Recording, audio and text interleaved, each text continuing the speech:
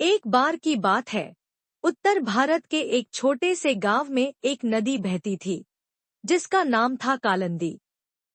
दिन में यह नदी बहुत शांत और सुंदर लगती थी, लेकिन जैसे ही सूरज ढलता, इसका माहौल बदल जाता।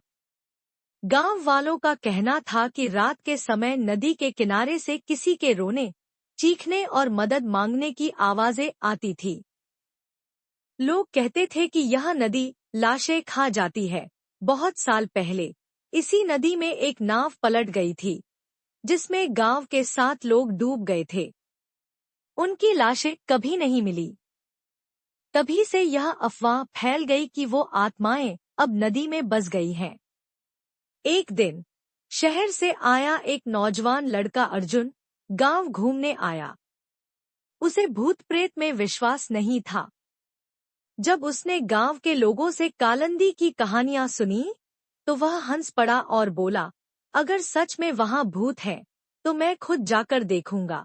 गांव वालों ने मना किया, लेकिन अर्जुन ने ठान लिया। वह रात के ठीक 12 बजे टॉर्च लेकर नदी की ओर निकल पड़ा।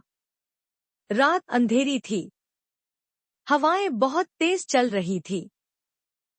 अर्जुन जैसे ही नदी के पास पहुंचा, उसे ठंडी हवा का एक झोंका लगा और टॉर्च की रोशनी अचानक झपकने लगी। फिर उसे किसी के रोने की आवाज आई, बचाओ, बचाओ। अर्जुन चौकन्ना हो गया। उसने चारों तरफ देखा, लेकिन कोई नहीं था। तभी पानी के बीचों बीच एक औरत दिखाई दी, लंबे बाल, सफेद साड़ी, झुका हुआ चेहरा। अर्जुन चिल्लाया, कौन है वहां? औरत ने धीरे धीरे अपना सिर उठाया। उसकी आंखें लाल थी और चेहरा ऐसा जैसे जली हुई हो। अर्जुन भागने लगा, लेकिन उसके पैर जमीन से जैसे चिपक गए। औरत धीरे धीरे नदी से बाहर आने लगी। तू आया है, अब तू कभी